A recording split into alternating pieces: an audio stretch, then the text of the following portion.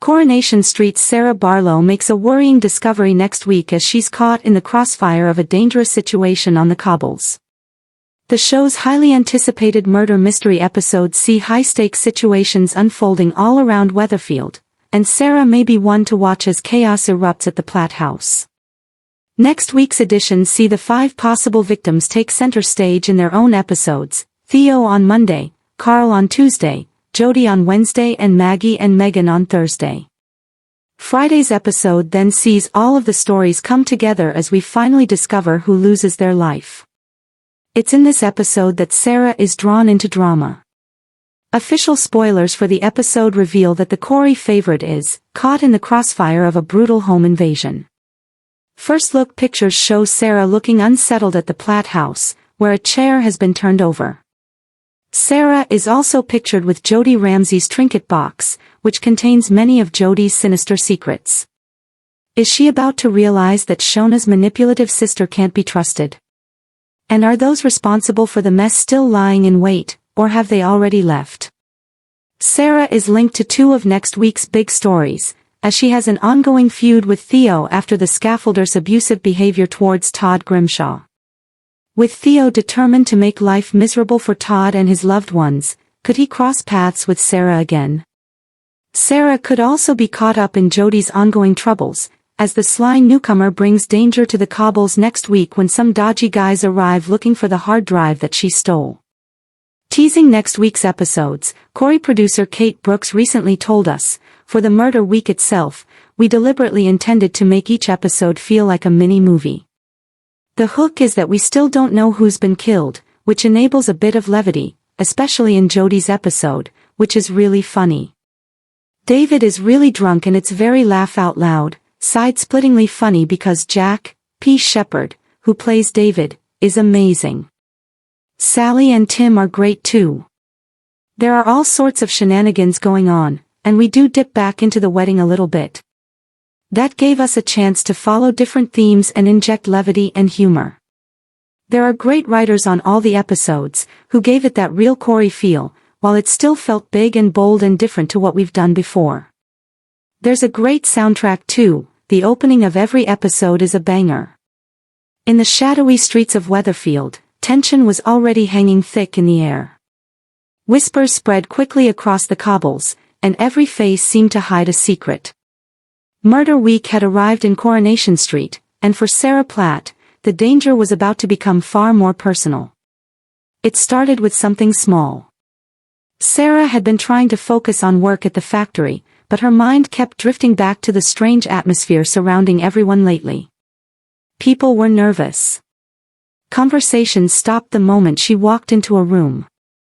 Even the usually loud and lively street felt strangely quiet, like Weatherfield itself was holding its breath.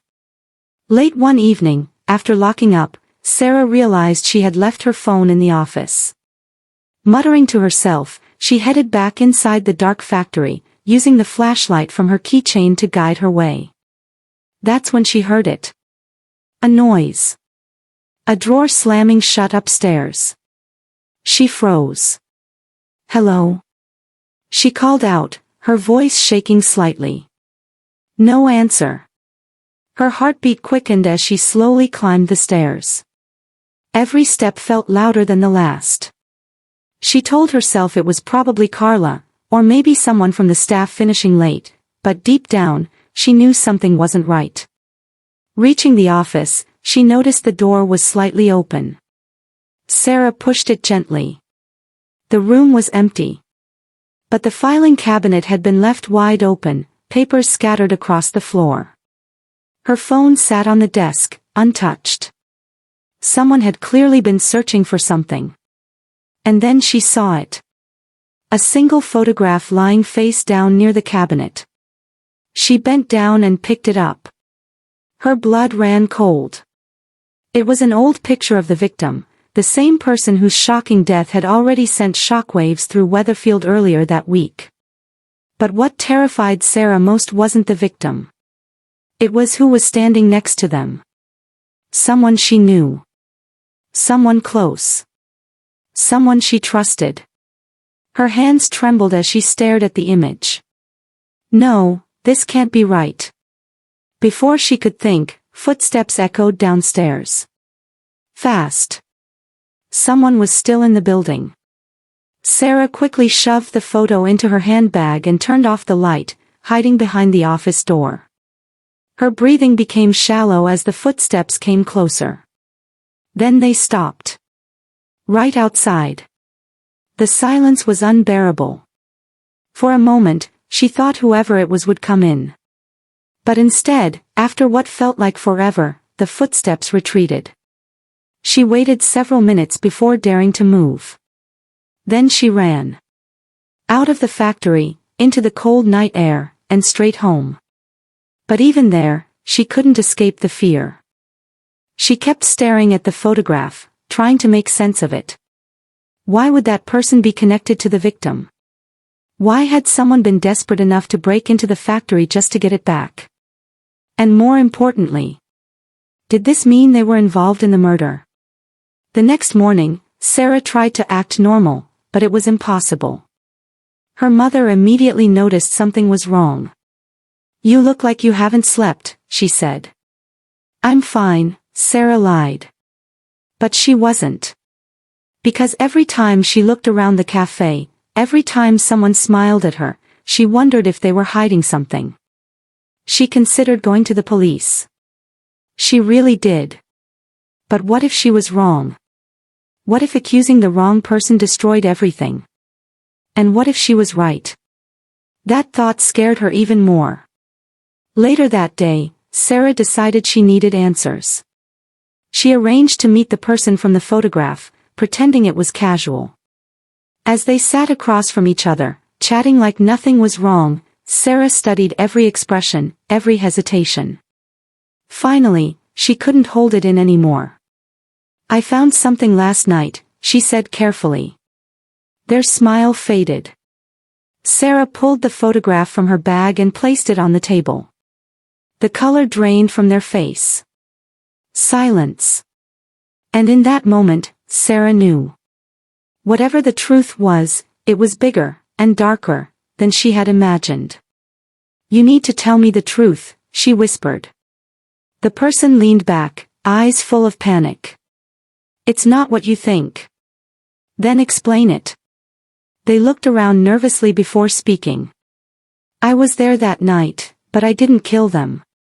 Sarah felt sick. There it was. Confirmation. They were involved. "I was trying to protect someone," they continued. "I never meant for any of this to happen." But before they could say more, a loud crash came from outside. Both of them turned. Someone had been listening. A hooded figure ran past the cafe window. Sarah stood up instantly. "Wait!" She rushed outside, chasing them down the street. Her heels clicked against the pavement as the figure disappeared into the tunnel. "Stop!" But they were gone. Only silence remained. And one chilling realization. Someone knew she had the truth. And they were willing to do anything to keep it buried. That night, Sarah sat alone, replaying everything in her mind. She was no longer just a witness. She was a target. The murder mystery had become terrifyingly real.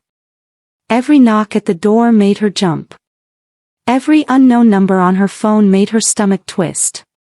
Then, just before midnight, her phone buzzed. A text message. Unknown number. 3 simple words.